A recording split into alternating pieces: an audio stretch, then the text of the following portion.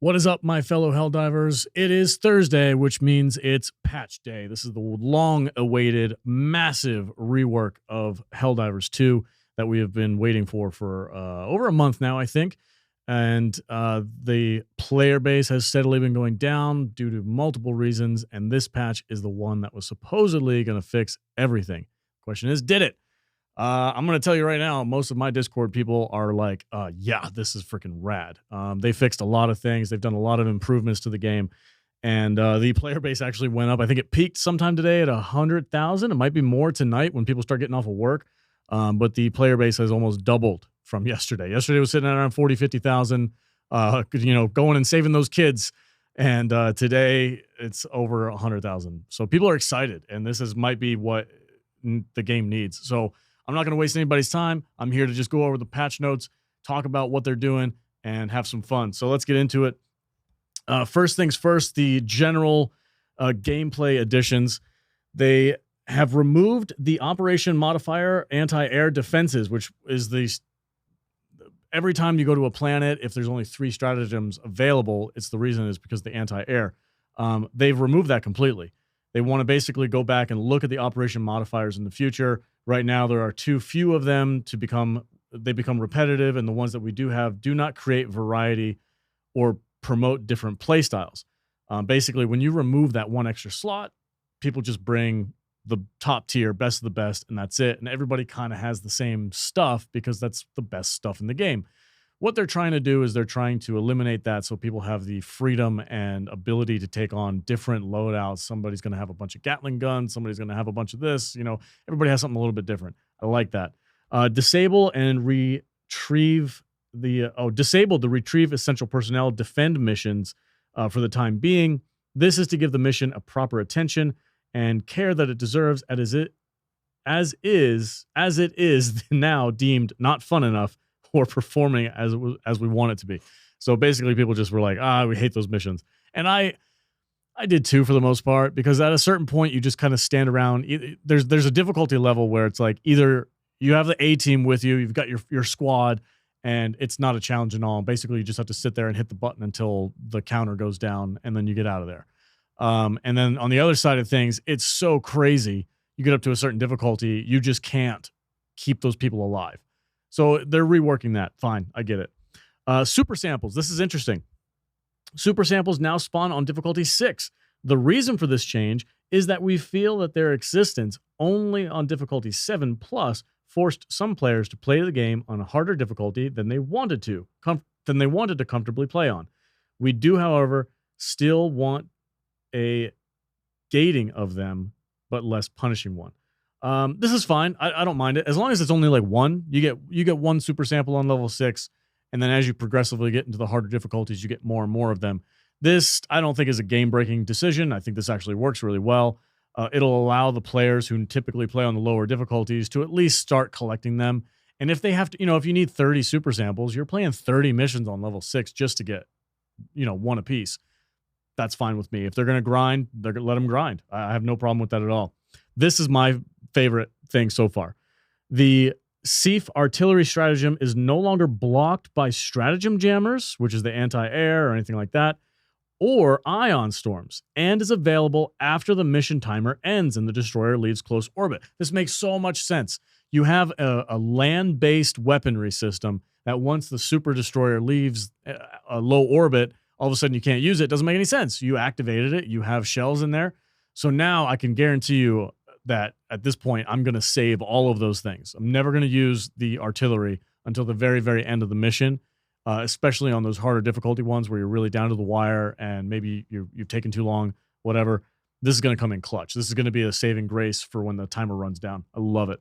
Let's see. Enemies in melee range of the gates in the evacuate high-value assets mission will now attack it more consistently. Okay, added the ability to chat from in-game menus and mission loading screens. All right, cool.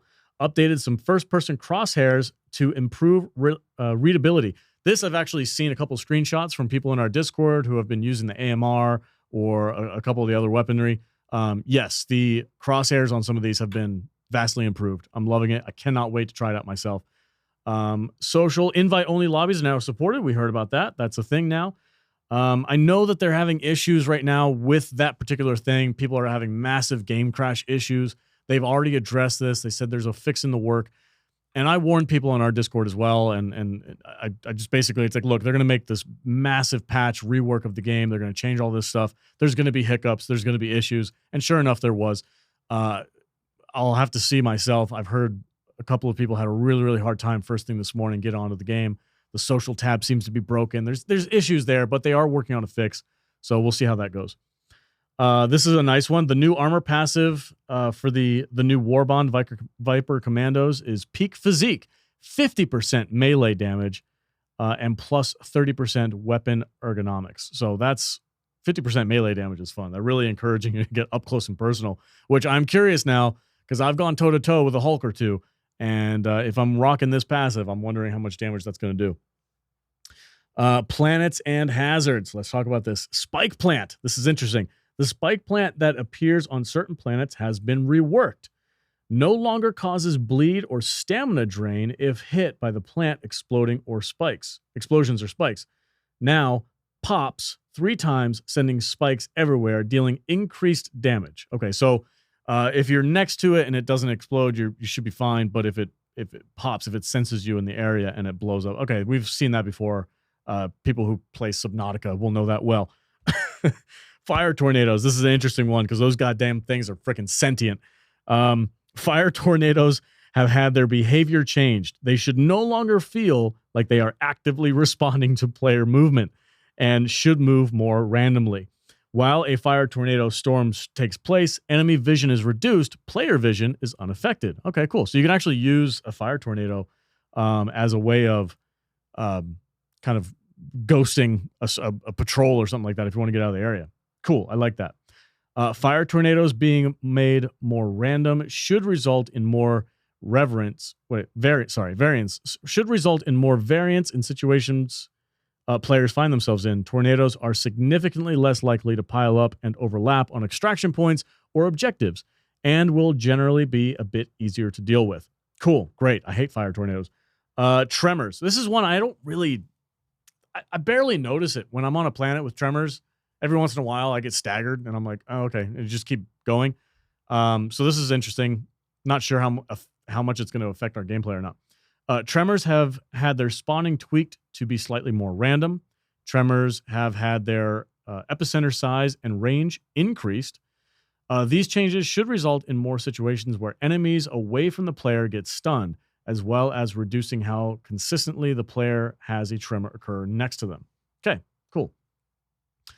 Visibility. This is a big one, especially on the Vernon Wells planet. Man, I was playing last night, saving those kids from those hospitals. I couldn't see anything. It was pitch. It was super dark, and the atmospheric effects were just causing it to be really, really difficult to see. So this is interesting to see what they say here. A lot of the planets have had their fog amounts tweaked to be a bit less harsh and dense, to provide less fatigue from constantly fighting on planets with bad visibility. We still intend there to be foggy planets with worse visibility, but the balance was a bit off. Okay, cool. Good. Artificial light source. This is a big one. Oh, here's a big one. Artificial light sources have had their intensity rebalanced and reduced across the board to fix situations of lights completely blinding the players. This is hilarious because every time we settle in for an objective somewhere, the first thing we do when we turn everything on is shoot at the lights. Just shoot them out all the way around. That's a thing. So I'm glad they're fixing that because it was super annoying. Let's see. Unexploded hell bombs. Here's something that'll affect a couple of people on my team. The unexploded malfunctioning hell bombs that can sometimes be found on planets will now explode immediately if hit with a strong explosions or heavy weaponry. They will still have the same delay if hit with small arms fire or weaker attacks. So if you're running a sidearm, you pop a couple of pistol rounds into that thing, it's still going to have that like 3-second delay. But if you're shooting it with a heavy weaponry, like a autocannon or something like that, it's going to pop immediately. This is great. We actually utilize these a lot in setting traps. If we know there's one in the area, and there's a patrol somewhere around, we'll try to lead that patrol towards the hell bomb, wait until they get in range, and then pop the hell bomb, and it wipes them out for us, especially Hulks and bigger things like that. Sometimes you can even get dropships with them. They're super useful. I love seeing them. The planets that have them all over the place are so much fun. We also use them as smoke signals. So if you're like on the other side of the map, you got 2 guys over here, 2 guys way on the other side of the map, and you were like, we're like, hey man, I'm going to send you a message real quick, and you just pop a hell bomb, and you can see it clear across the map. You're like, oh yeah, look at the hell bomb over there. Cool, good stuff. All right, enough goofing around. Vegetation that's large enough to slow the player now has an extra function. When inside the vegetation, Helldivers will be harder to detect, reducing the detection range by enemies. This effect stacks with other detection reducing effects such as nighttime, being crouched or prone, or things such as the scout armor passive. This is awesome. I've been wanting to do a full stealth mission for the longest time. The mechanics just weren't quite there yet. It wasn't smooth. It wasn't fun. It wasn't even fun to watch. That's why I never made that video. But if this is true, we're going to be putting this to the test. We are going to be doing a full stealth run pretty soon. I already have the mission and everything planned out. It's going to be a ton of fun. Ion Storms, add additional VFX from Ion Storms. Okay, cool, good. Eagle Strafing Run. Pretty much everything's been buffed. So we're getting into the weaponry and stratagems now. I think across the board, everything's been buffed like crazy. This is amazing. Eagle Strafing Run. Increased uses from 3 to 4. Great. Increased armor penetration. Now can damage heavily armored enemies. This is one of the main things why we don't take these types of stratagems on higher difficulties, is because they just don't do anything against hulks and tanks and stuff like that. But now if they're changing that, now this becomes way more useful. So kudos. Awesome. I love it. The grenade launcher. GL21 grenade launcher. Increased explosion damage by from 350 to 400. Great.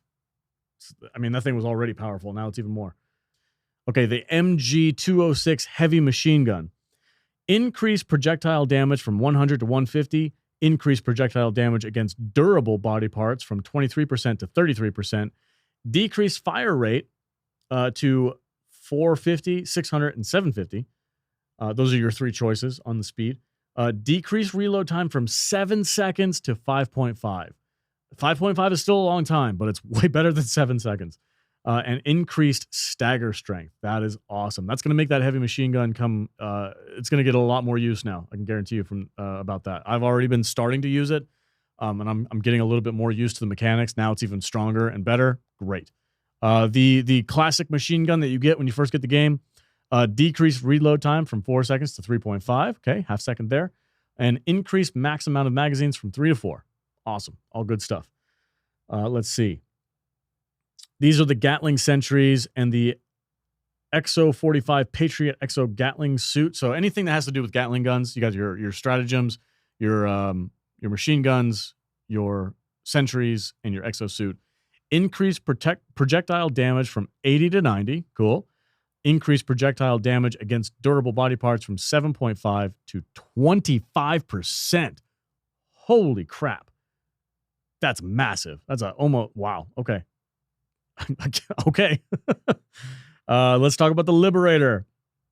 AR-23 Liberator, the M105 Stalwart, and the Guard Dog. Increased projectile damage against durable body parts from 10% to 23%. So now your classic Liberator and your Stalwart going to be more useful. Plus that the Guard Dog thing that I don't think anybody really used is going to be more powerful too. So we'll see if that makes a difference.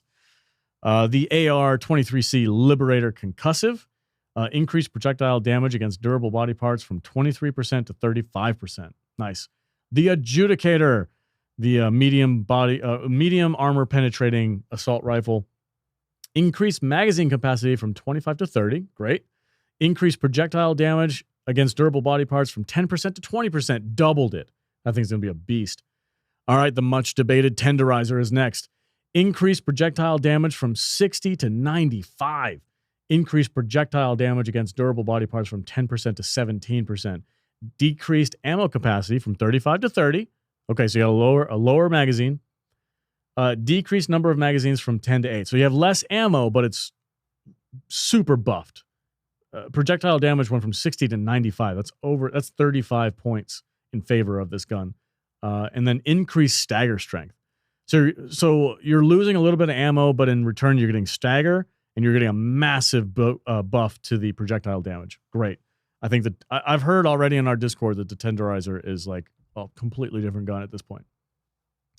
The Plasma Purifier, increased projectile armor penetration to be the same as the explosion. Wow, okay. And decreased explosion damage fall off. Okay, so wow, that's another huge buff. The Explosive Crossbow, which by all means in its previous form was barely useful, if at all. Increased explosion armor penetration to be the same as the projectile. Cool. Increased demolition strength, can destroy bug holes. Nice. And bot factories. Whoa. Added medium penetration tag. Wow. So an interesting thing about the crossbow, because I know not a lot of people use it because it wasn't enough. But the crossbow also allows that they don't know where the shot's coming from. So you can stealth take out like a group of guys or a group of troops or bugs or whatever, and they don't exactly know where you're coming from, so they don't know where to fight back. This is going to be great for stealth missions and solo players. I love it. The Eruptor. My boy, the Eruptor. I used to use that thing all the time when it first came out, and then they nerfed it, and I stopped using it. Increased total damage from 420 to 570 per shot.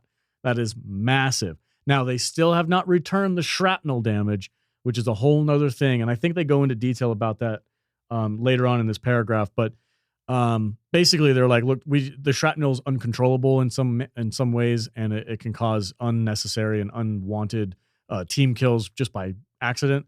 So they took that away. But in replacement of that, they buffed this thing like massively to 570 damage per shot. I've heard good things so far from our community who has used it. They said it's freaking God mode. It's awesome. Fantastic.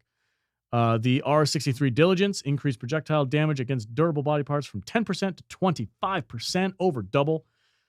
Some enemies have durable body parts that receive only a portion of base damage from projectiles. So you have to aim well. Let's see. They've also buffed the recoil stance modifier. So the prone and laying down flat, the amount of the amount of recoil that reduces has been reworked. It says we made changes to the recoil stance modifiers to make them more consistent and also reward being prone more. Almost all of them will improve the recoil, and only 2 have been made worse, and only by 10%. Okay. See the blog post for more details. Great. Okay. This is another big thing for me. I'm really, really enjoying this. The visible supply lines. We talked about that in our last video.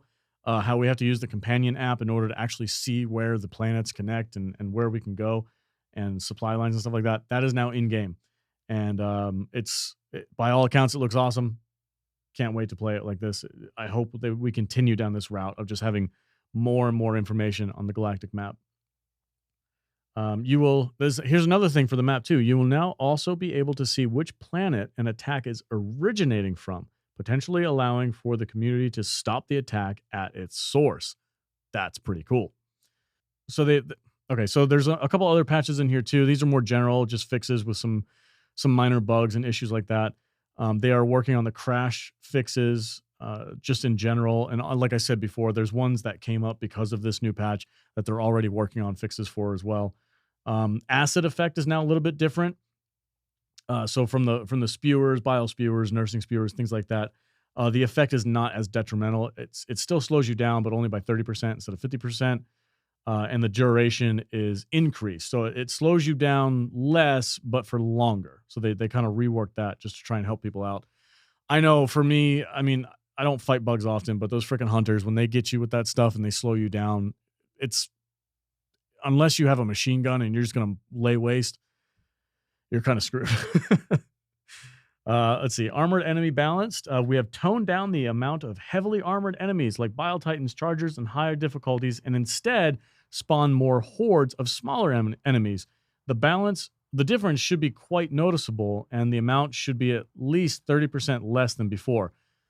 I'll tell you what, man.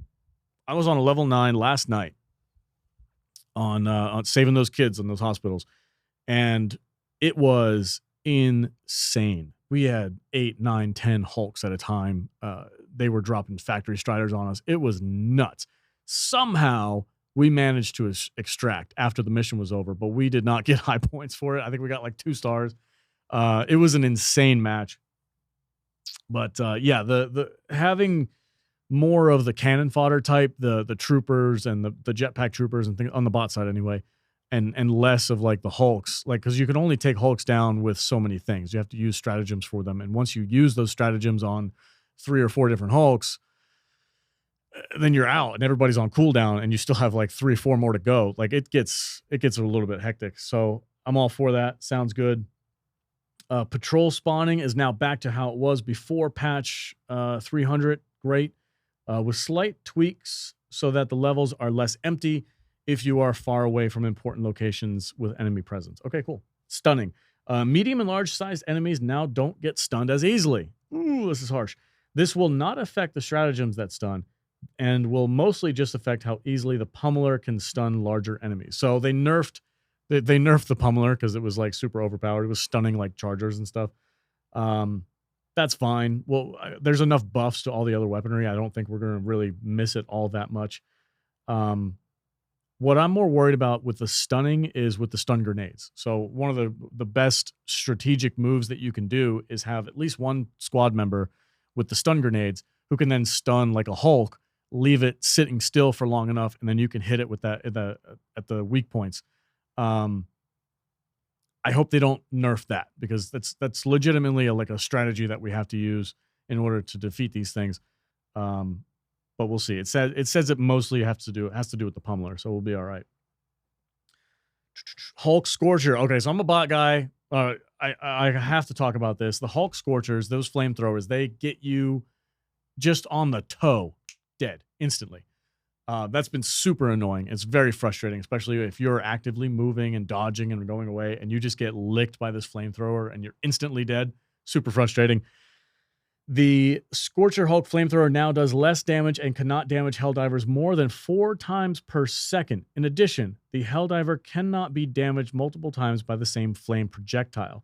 This should reduce instances where you are instantly killed by it. Thank God. Thank God. Good deal. Automation tanks. The tank armor value on the front has been lowered to be the same as the non-vent sectors on the rear of the tank. The intent was initially that it was supposed to be more armored in the front, but the visual language did not show that. The vents on the back of the tank turrets still has the same armor value as before, but will check for explosion directions correctly now. Okay, cool. Good deal. The damage of exploding automaton jump packs has been decreased. Oh, the kamikaze bots. Thank God. They have been decreased by 50%.